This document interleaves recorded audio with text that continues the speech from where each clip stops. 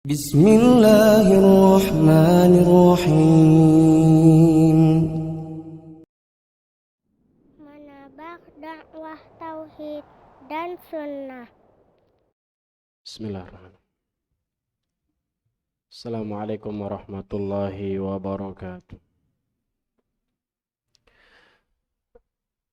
Innal hamdalillahi nahmaduhu wa nasta'inuhu wa nastaghfiruh wa na'udzu billahi min shururi anfusina wa min sayyiati a'malina man yahdihillahu fala mudilla lahu wa man yudlilhu fala hadiya lahu. أشهد أن لا إله إلا الله وحده لا شريك له وأشهد أن محمدا عبده ورسوله لا نبي بعده. اللهم صل وسلم على نبينا محمد صلى الله عليه وسلم وعلى آله وأصحابه ومن سار على نهجه وتمسك بسنته إلى يوم الدين. يقول الله عز وجل: يا أيها الذين آمنوا اتقوا الله حق تقاته ولا تموتن إلا وأنتم مسلمون. يا أيها الناس اتقوا ربكم الذي خلقكم من نفس واحدة وخلق منها زوجها وبث منهما رجالا كثيرا ونساء واتقوا الله الذي تساءلون به والأرحام إن الله كان عليكم رقيبا. يا أيها الذين آمنوا اتقوا الله وقولوا قولا سديدا يصلح لكم أعمالكم ويغفر لكم ذنوبكم ومن يطع الله ورسوله فقد فاز فوزا عظيما. أما بعد فإن أصدق الحديث كتاب الله وخير الهدى هدى نبينا محمد صلى الله عليه وسلم وشر الأمور محدثاتها فإن كل محدثة بدعة وكل بدعة ضلالة وكل ضلالة في النار. Para jamaah kaum muslimin rahimakumullah, kita bersyukur kepada Allah Subhanahu wa taala di malam hari yang gerimis ini. Kan masih gerimis ya? Debus hujan. Kita masih diberikan kesempatan oleh Allah Subhanahu wa taala untuk menghadiri salah satu kewajiban kita, yakni salat maghrib secara berjamaah, kemudian dilanjutkan dengan mengkaji firman Allah Subhanahu wa taala dan sabda nabinya yang mulia sallallahu alaihi wasallam. Dan kita mendoakan kepada saudara-saudara kita yang tertimpa musibah ya di berbagai daerah. Semoga Allah merahmati yang meninggal dunia di kalangan kaum muslimin dan memberikan kesehatan dan ketabahan serta pertolongan bagi yang masih hidup dan tertimpa penyakit dan yang lainnya. Salawat serta salam marilah kita senantiasa kirimkan kepada Nabi kita Nabi Muhammad sallallahu alaihi wasallam. Semoga Allah Subhanahu wa taala memberikan kita syafaat dari Nabi kita Nabi Muhammad sallallahu alaihi wasallam kelak pada hari kiamat. Para jamaah kaum muslimin rahimakumullah, kita lanjutkan materi kita, yakni Al-Arba'in An-Nawawiyah, 42 hadis yang dikumpulkan oleh Al-Imam An-Nawawi rahimahullah, dan pada kesempatan malam hari ini kita masuk kepada hadis yang ke-32.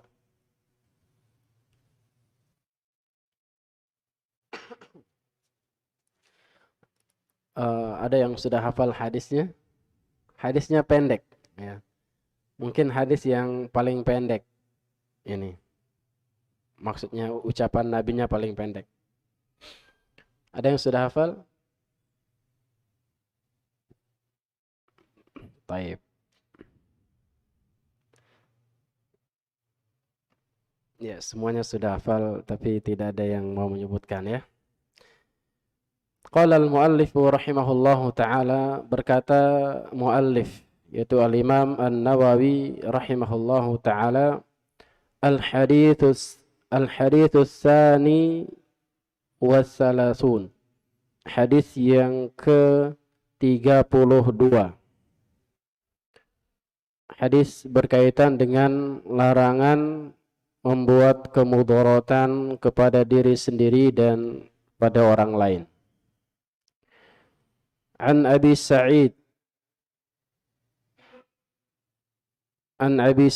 Sa'ad ibn Malik ibn Sinan Al-Khudri radhiyallahu taala anhu, atau lebih sering dikenal di dalam hadis-hadis yang lain Abu Sa'id Al-Khudri saja. Ya, Abu Sa'id Al-Khudri. Bahwasanya Rasulullah sallallahu alaihi wasallam bersabda, "La dharara wa la dirar." La dharara wa la dirar. Ini saja hadisnya para jemaah.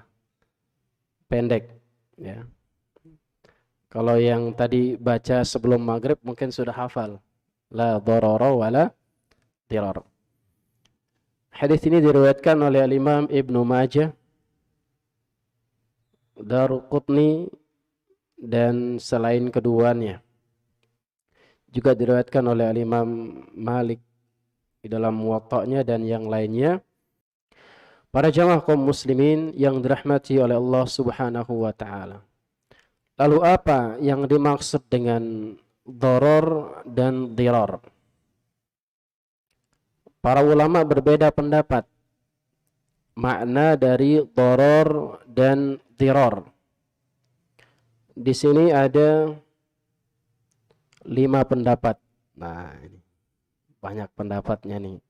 Ini dharar dan dirar ini maknanya sama ataukah tidak? Pendapat yang pertama, ada yang mengatakan maknanya sama. Baik dharar ataupun dirar maksudnya sama-sama.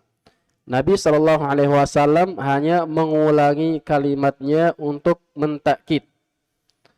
Untuk apa? Mentakkid. Biar artinya jangan berbuat kemudaratan, jangan berbuat kemudaratan. Seperti itu. Kalau hadisnya apa namanya? Kalau dharar dan dirar artinya sama. Ini pendapat yang pertama. Pendapat yang kedua, dharar itu adalah sebuah isim yang artinya mudarat. Dalam bahasa kita, bahasa Indonesia mungkin mudarat juga ya. Jangan berbuat mudarat gitu. Dan seterusnya. Kemudian makna dari dirar, dia adalah fi'il yang berarti memberikan kemudaratan kepada orang lain. Kalau tadi isim mudarat saja. Ya, kalau yang kedua memberikan mudarat kepada orang lain. Ini pendapat yang kedua. Pendapat yang ketiga,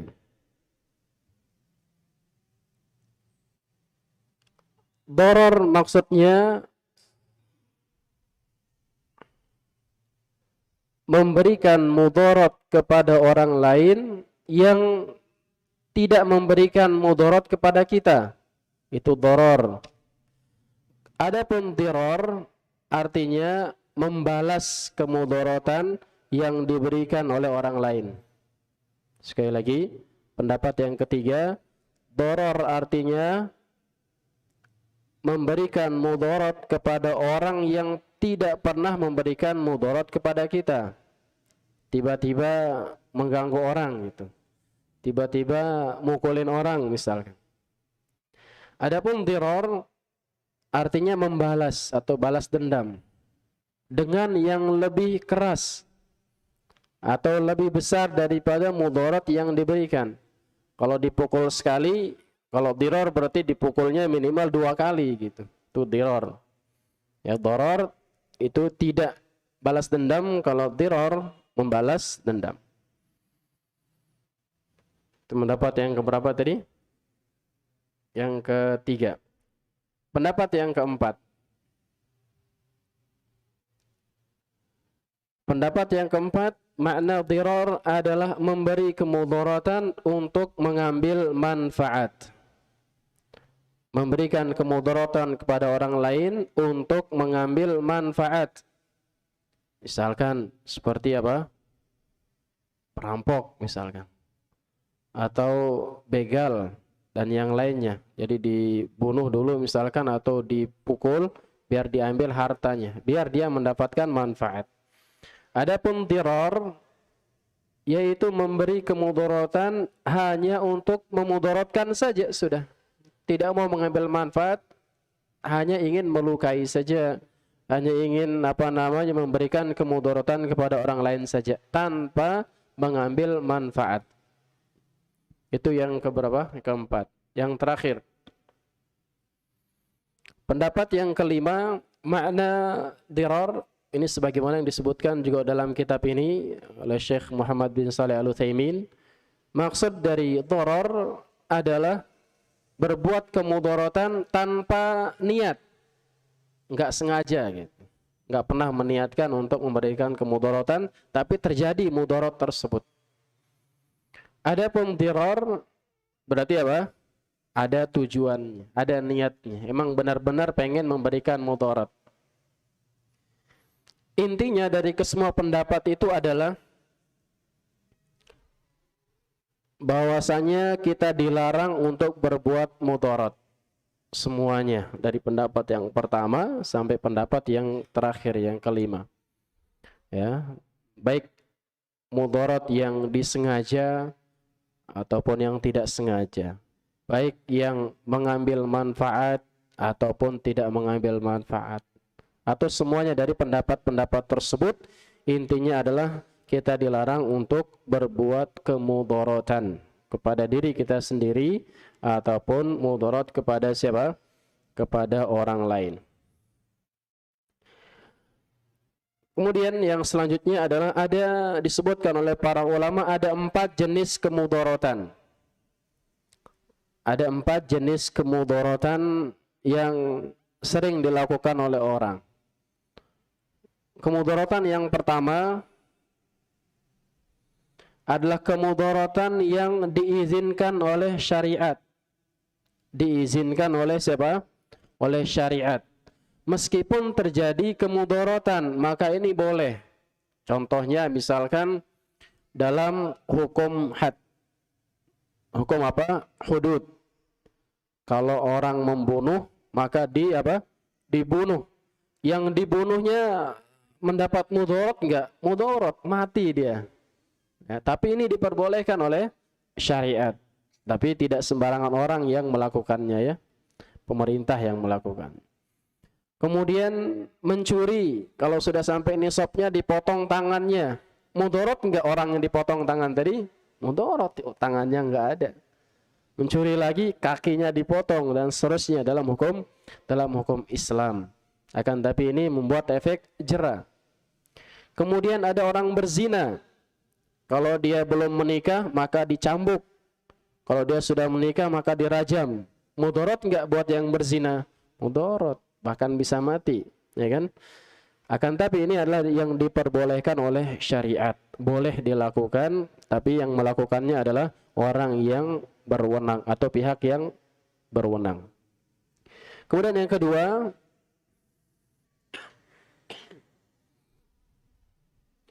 kemudaratan yang sulit untuk dihindari. Ya, kemudaratan yang sulit untuk dihindari. Disebutkan juga oleh para ulama dalam kaidah fikih menyebutkan ini termasuk apa yang dinamakan ma ta'ummu bihil balwa. Apa-apa yang tidak bisa dihindari. Contohnya misalkan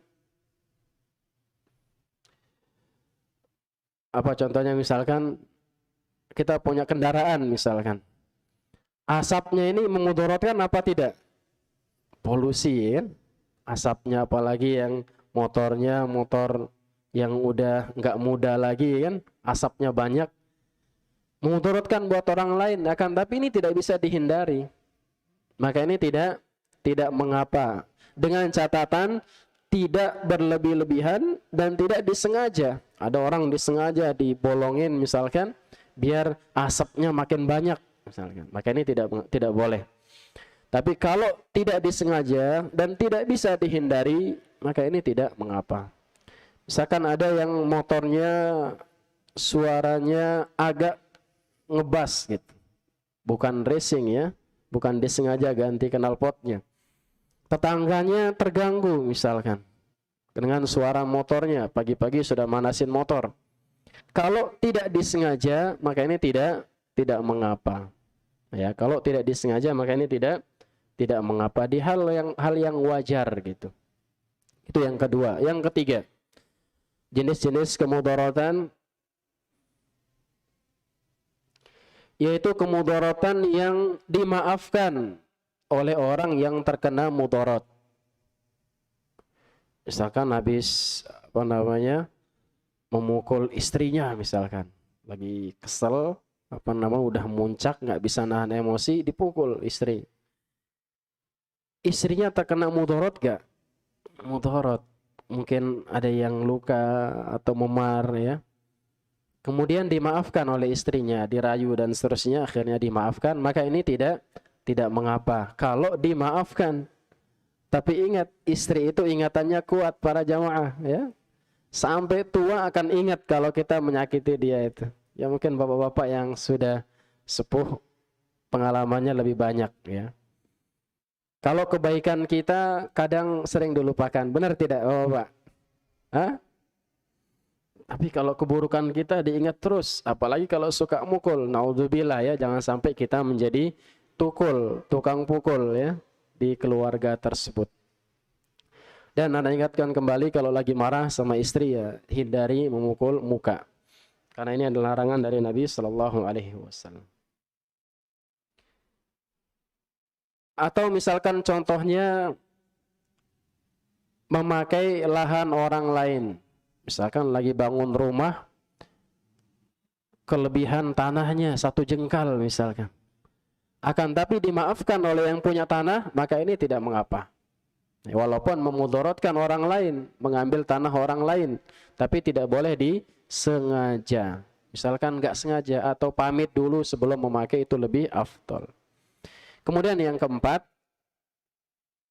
kemudaratan yang dilarang. Apa itu kemudaratan yang dilarang?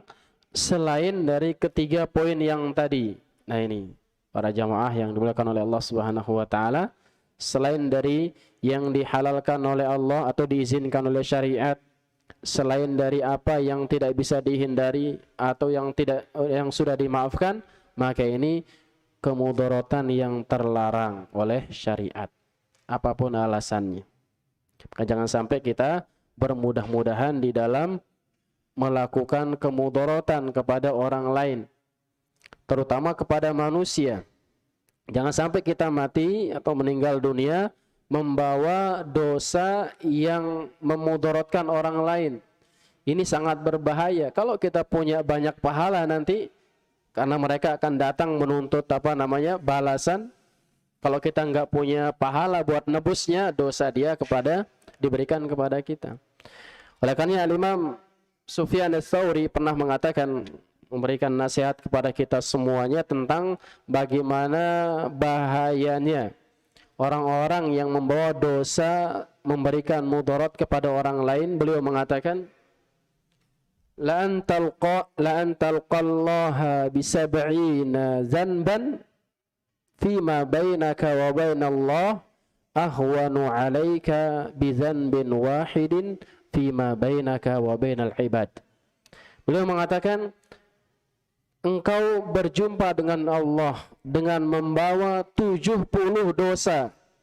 Antara engkau dengan Allah Subhanahu wa taala ini lebih gampang, lebih mudah daripada engkau membawa 1 dosa antara engkau dengan manusia.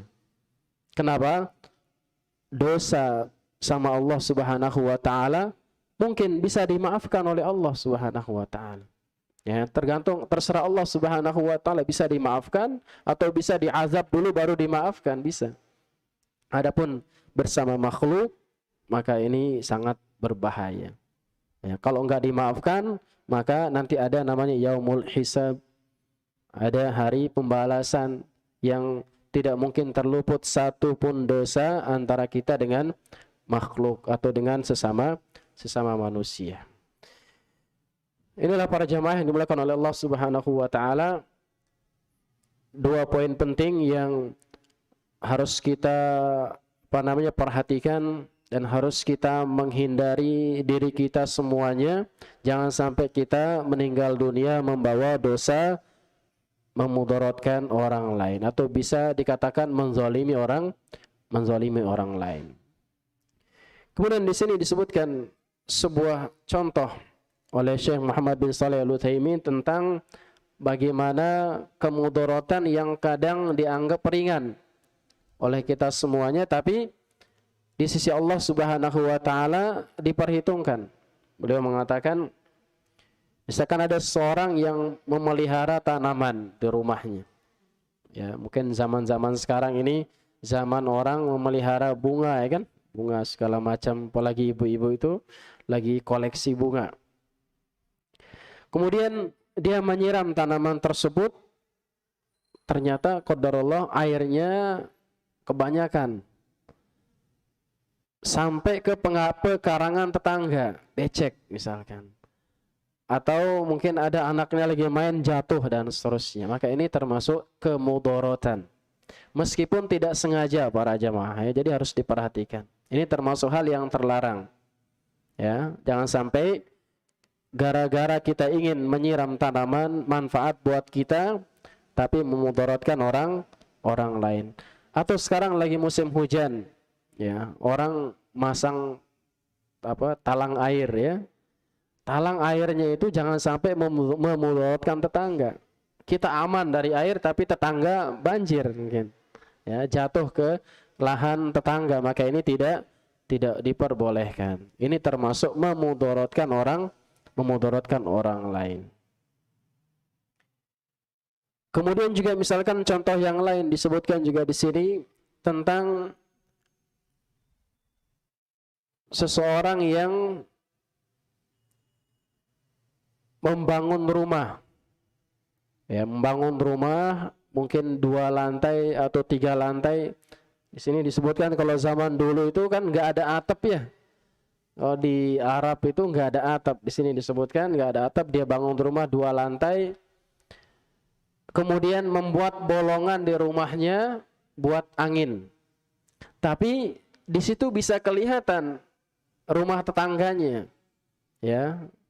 Apa sebab terlarangnya di situ? Karena di situ istrinya mungkin mondar-mandir di rumahnya, nggak menutupi aurat secara sempurna. Maka ini tidak boleh. Terutama bagi orang-orang yang sekarang mungkin rumahnya lantai 2, perhatikan hal tersebut. Jangan sampai dari lantai 2 bahkan dimanfaatkan dari lantai 2 untuk ada apa nih dengan tetangga saya, melihat-lihat dari jauh. Ya, ini adalah suatu hal yang bisa memudaratkan tetangga, bisa memudaratkan orang lain, tidak nyaman jadinya hidup di situ. Ini bisa memudaratkan orang lain. Kemudian juga di sini disebutkan bahwasanya termasuk kemudaratan juga yang sering dilakukan oleh sebahagian suami. Ya, sebagian suami yang qadarullah tidak nyaman rumah tangganya, kemudian dia bercerai. Bagaimana cara memberikan kemudaratan? Di antaranya yang pertama, mengusir istrinya. Mengusir istri dari rumah sebelum masa iddah selesai, ini adalah sebuah kezaliman. Ini adalah sebuah kemudaratan. Allah Subhanahu wa taala perintahkan bagi orang-orang yang menceraikan istrinya adalah Allah Subhanahu wa taala mengatakan di dalam surah At-Talaq, fa idza balagna ajalahunna. Dalam surat At-Talaq Allah Subhanahu wa taala mengatakan la tukhrijuhunna min buyutihin. Janganlah kalian mengeluarkan mereka para istri itu dari rumah-rumah mereka. Wala yakhrujna, dan istri tersebut yang sudah ditalak tersebut juga tidak boleh keluar dari rumah suaminya. Illa an ya'tina bi fahishatin mubayyinah, kecuali apabila terjadi kemaksiatan yang jelas. Misalkan istrinya dizolimi misalkan sama suaminya, setelah diceraikan setiap hari dicaci maki misalkan, atau dipukul dan yang lain sebagainya, maka ini tidak ini boleh dia keluar dari rumah. Akan tapi apabila belum selesai masa iddah, masih tanggung jawab suami, ya. Apalagi talak 1 dan talak 2 masih ada kesempatan untuk balik. Maka ini banyak terjadi di kalangan masyarakat, apabila sudah nggak suka atau sudah bercerai, sudah suruh pulang istrinya. Bagaimana mungkin dia akan bisa rujuk, ya kan? Di rumah orang tuanya, ketemu keluarganya, ya semakin dikompori misalkan. Ya emang suami kamu begini dan begini. Udah cerai saja sudah. Nggak ada alasan lagi untuk kembali. Itulah salah satu hikmah juga kenapa Allah Subhanahu wa taala melarang berpisah rumah sebelum masa iddah selesai, agar ada harapan untuk kembali. Betapa banyak ya rumah tangga yang kembali rujuk karena setelah cerai, ya mungkin suaminya introspeksi diri, istrinya introspeksi diri, istrinya semakin baik sama suaminya misalkan, semakin dia berbakti dan seterusnya, sehingga suaminya luluh hatinya. Ini salah satu hikmah. Adapun kalau langsung disuruh keluar dari rumah, maka ini selain kemudaratan kepada sang istri atau sang wanita, ini juga termasuk termasuk cara-cara atau halangan-halangan untuk kembali rujuk bersama istrinya. Kemudian juga di antara contoh kemudaratan yang sering dilakukan oleh para suami maupun para istri disebutkan oleh Allah Subhanahu wa taala di dalam surah Al-Baqarah ayat yang ke-233. Al-Baqarah ayat 233. Allah Subhanahu wa taala mengatakan, wal walidatu yurdi'na auladahunna haulaini kamilaini. Dan para ibu yang mereka memberikan susu atau memberikan ASI kepada anak-anaknya 2 tahun. Liman arada an yatimma ar-radha'ah, bagi orang-orang yang ingin menyempurnakan persusuan. Jadi maksimal dia 2 tahun yang paling bagus. Wa 'alal mauludi lahu rizquhunna wa kiswatuhunna bil ma'ruf. Dan suami juga harus memberikan haknya, meskipun sudah diceraikan, harus diberikan hak makannya, dan yang bertanggung jawab untuk anak tersebut adalah siapa? Suaminya atau bapaknya. Jangan sampai menceraikan istrinya, anaknya ditelantarkan begitu saja. Ya, meskipun sudah menikah dengan orang lain, hak untuk mendidik dan memberikan nafkah kepada anak tersebut adalah bapaknya, bukan suami barunya.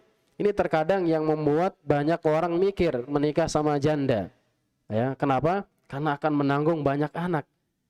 Kalau kembali kepada syariat, maka tidak ada masalah. Yang menanggung anaknya tersebut adalah siapa? Bapaknya. Ya, meskipun bapaknya sudah menikah lagi ataupun tinggal di tempat yang lain, maka ini kembali tanggung jawabnya kepada bapaknya, bukan bapak sambungnya. Ya. Kemudian bagaimana cara memudaratkan? Bisa terjadi dari 2 sisi. Bisa terjadi dari pihak laki-laki, bisa terjadi dari pihak perempuan. Bagaimana terjadi dari pihak laki-laki? Misalkan ingin memudaratkan mantan istrinya, anaknya diambil. Ya, anaknya diambil sehingga mantan istrinya sedih. Yang namanya anak masih kecil, ya tentunya ibu atau istri itu sangat menyayangi, dan anak tadi juga sangat membutuhkan ibunya, ASINya dan seterusnya dari pihak laki-laki. Terkadang tujuannya selain memudaratkan agar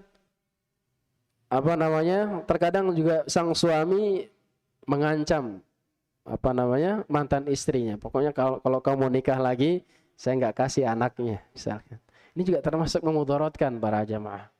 Ya, memudaratkan wanita, saudari kita. Meskipun sudah bukan sebagai istri, mereka para wanita itu adalah saudari kita semuanya. Kalau dari pihak istri, bagaimana caranya yang sering terjadi? Yang sering terjadi adalah tidak mau memberikan ASI kepada anaknya. Kenapa? Biar kapok itu mantan suaminya. Pasti kepikiran, apalagi dikasih tahu, pokoknya saya nggak mau ngasih ASI buat anak kamu kalau belum ngasih duit misalkan. Sering terjadi demikian para jamaah. Maka ini bisa terjadi dari dua sisi, dan yang menjadi korban biasanya adalah siapa? Anak. Ya, jadi kita harus berpikir sebelum mengucapkan, apalagi sebagai seorang suami, sebelum mengambil keputusan harus berpikir dulu. Berpikir 1000 kali misalkan. Ya, karena kita sebagai kepala keluarga diberikan oleh Allah Subhanahu wa taala akal yang lebih. Adapun wanita, sebagaimana kata Nabi sallallahu alaihi wasallam, naqisatul aqal wad din, kurang akal dan kurang agama. Makanya sebagian ulama mengatakan kalau seandainya perceraian itu diberikan kepada wanita, mungkin kita diceraikan setiap hari mungkin. Ya, karena nggak mikir, nanti mikirnya kalau sudah merasa kehilangan dan lain sebagainya. Maka itulah para jamaah yang harus kita pertimbangkan sebelum kita mengambil keputusan. Kemudian para ulama juga memberikan faedah dari hadis yang mulia ini. Kita akan sebutkan di sini ada 2 faedah yang sangat penting yang bisa diambil dari hadis yang mulia ini. Yang pertama yaitu tidak boleh memberikan kemudaratan kepada orang lain, terlebih-lebih kepada diri sendiri. Ya, pada diri sendiri tidak boleh, kepada orang lain juga tidak boleh. Jangan sampai kita mengatakan, oh ini kan tubuh saya, harta saya, misalkan kepala saya, mau saya apa-apain terserah. Tidak demikian. Dalam syariat itu diatur. Ya, bahkan kita tidak boleh membunuh diri kita sendiri. Ini termasuk memudaratkan diri sendiri. Membunuh diri ini tidak boleh di dalam Islam. Bahkan Nabi SAW mengabarkan bahwasanya orang-orang yang bunuh diri dengan misalkan menusukkan pisau, maka kelak pada hari kiamat dia akan dibangkitkan, kemudian dia ditusuk-tusuk diri. Kalau ada yang bunuh diri lompat dari pagar atau dari tiang atau dari tebing yang tinggi, kelak pada hari kiamat dibangkitkan, dia jatuh terus, naik lagi, jatuh lagi, dan seterusnya. Sebagaimana dia membunuh dirinya. Kemudian beliau juga menyebutkan yang bunuh diri dengan makan atau minum racun, kelak pada hari kiamat dia akan dibangkitkan minum racun terus. Minum racun, kemudian minum racun terus. Kalau sekarang yang populer bagaimana cara bunuh diri misalkan? Ada yang kemarin menembak dirinya, ya, kepalanya ditembak. Kelak pada hari kiamat bisa-bisa dibangkitkan dalam keadaan ditembak terus diri. Ini meskipun diri kita sendiri tidak boleh kita memudaratkannya. Ada batasan-batasan syariat. Meskipun kita dikatakan kita merdeka, tapi merdekanya kaum muslimin itu ada batasannya. Tidak boleh kita sembarangan. Ya. Allah Subhanahu wa taala mengatakan larangan tentang bunuh diri ini, diantaranya firman Allah Subhanahu wa taala, wala taqtulu anfusakum. Janganlah kalian membunuh diri-diri kalian. Ini dalilnya jelas. Larangan untuk membunuh diri sendiri. Begitu pula ayat yang lain Allah Subhanahu wa taala mengatakan wala tulqu biaidikum ila tahlukah. Janganlah kalian menjerumuskan diri kalian terhadap kebinasaan. Membuat suatu hal yang membuat diri kita mati, membuat diri kita binasa, ini termasuk larangan di dalam syariat. Para ulama juga mengambil istinbat dari memudaratkan diri sendiri ini adalah larangan merokok para jamaah. Ya, larangan merokok. Merokok ini sepakat para ulama dan para tenaga medis, para dokter memudaratkan diri sendiri. Mungkin beberapa tahun yang lalu masih samar-samar ya. Tulisan di rokok itu apa tulisannya? Larangan merokok bisa menyebabkan impotensi, gangguan kehamilan dan janin kan. Sekarang rokok membunuhmu ya kan. Bahkan gambarnya aneh-aneh. Meskipun yang melariskan rokok itu diantaranya adalah iklan para jamaah. Lihat saja iklan di TV. Ya.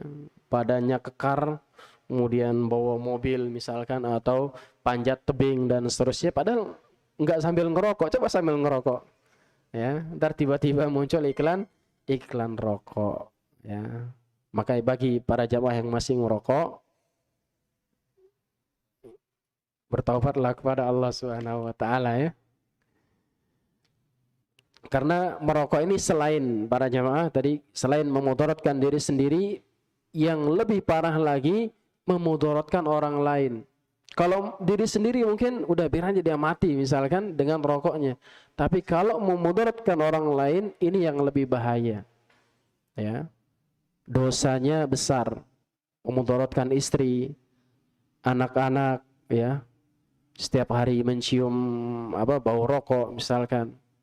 Maka ini bisa banyak sekali kejadian-kejadian yang istrinya nggak merokok, anaknya nggak merokok, tapi bisa kanker misalkan, mati karena kanker dan seterusnya. Ini para jamaah yang harus kita hindari bagi para ahlu hisab, para perokok. Kalau hisab yang lain maka nggak masalah. Kalau ahlu hisabnya rokok, hati-hati. Apapun bentuk rokoknya para jamaah. Sekarang populer rokok rokok listrik, shisha dan seterusnya, vape dan seterusnya. Maka ini bisa membahayakan diri sendiri, terlebih-lebih membahayakan orang lain di sekitar kita semuanya, yang jangan sampai kita membawa dosa tersebut.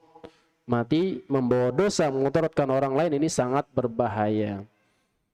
Kalau kita yakin banyak stok pahala, ya silahkan aja, ya. Tapi ini adalah selain dia haram, ya, ini juga bisa memudaratkan para jamaah. Kemudian faedah yang kedua yang juga disebutkan oleh para ulama adalah tidak boleh seorang melakukan tindakan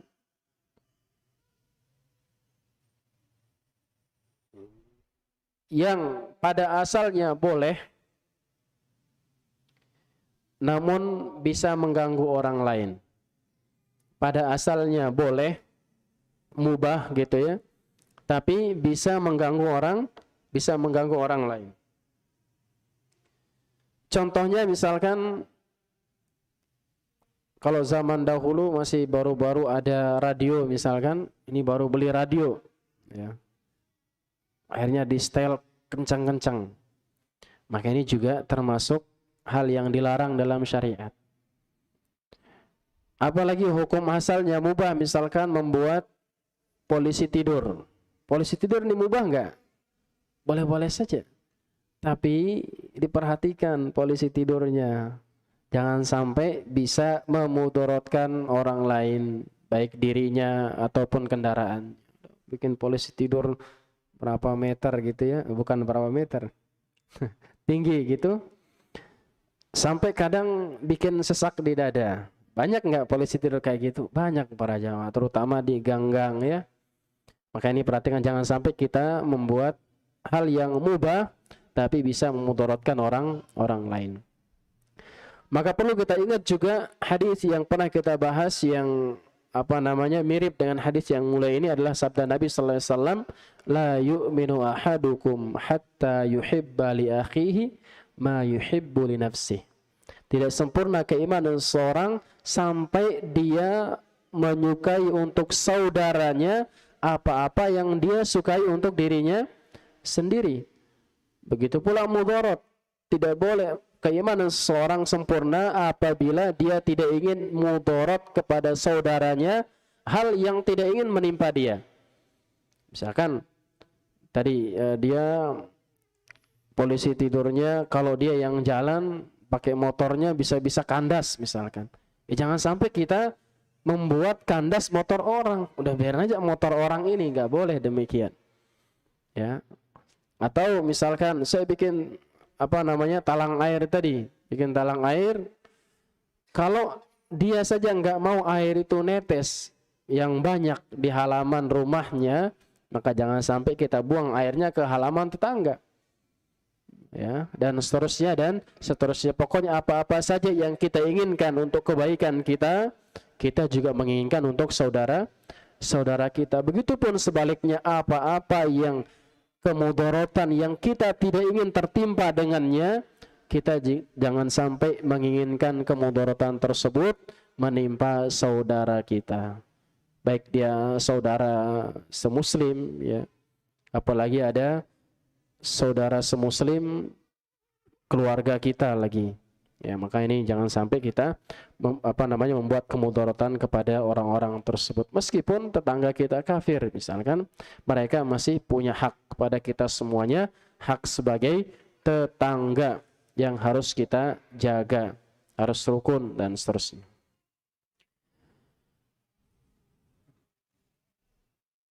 Kemudian contoh yang terakhir,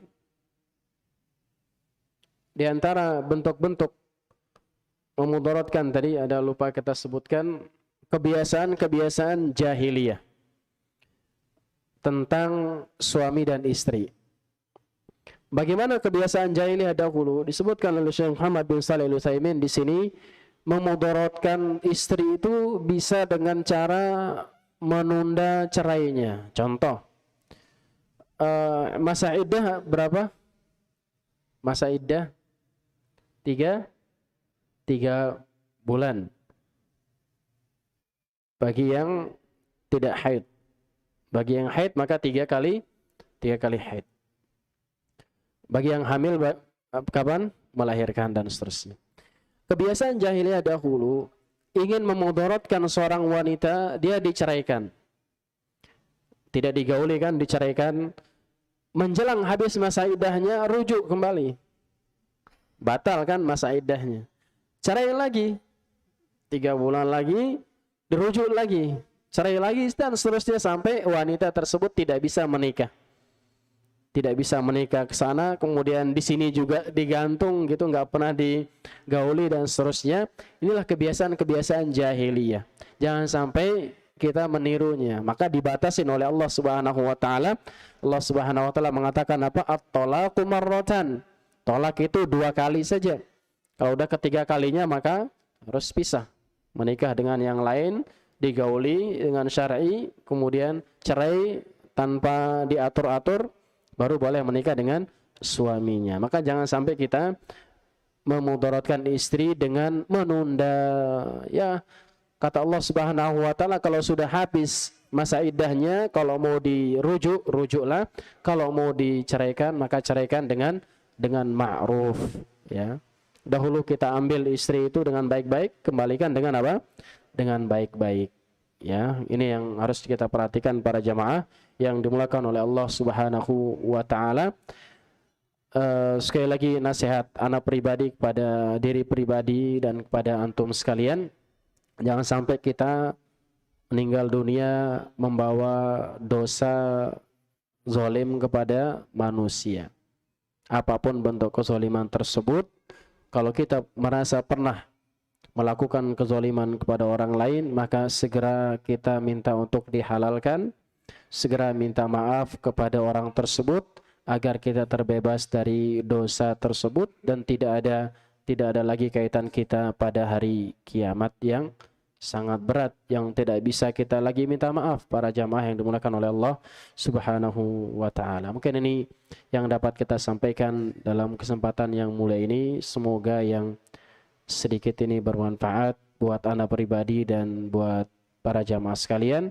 Apabila ada yang benar maka itu dari Allah Subhanahu wa taala, dan apabila ada yang salah maka itu murni dari kekurangan ilmu anak pribadi dan kesalahan anak pribadi. Allah Subhanahu wa taala terhapuskan dari kesalahan. Subhanakallahumma bihamdika asyhadu an la ilaha illa anta astaghfiruka wa atubu ilaik.